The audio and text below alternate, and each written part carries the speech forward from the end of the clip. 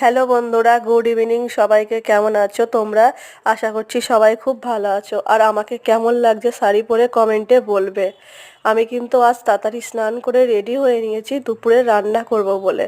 তো দেখো, এখানে দু রকমের মাছ আছে, রূপচাঁদা আর সিলভার কাপ। আর তোমাদের বাড়িতে কি কি রান্না হয়েছে আজকে কমেন্টে জানাবে। আমি কিন্তু ইউটিউবে সেরকম বড় ব্লগ ছাড়ি না, তো আজকে আমি মনে হলো কি ইউটিউবে ছাড়ছি মিনি ব্লগ।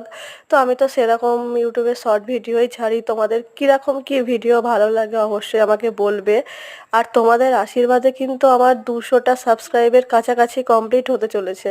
তোমাদের তোমরা যদি এরকম আমাকে সাপোর্ট করো, অবশ্যই আমি আরও ভালো ভালো ভিডিও দেব।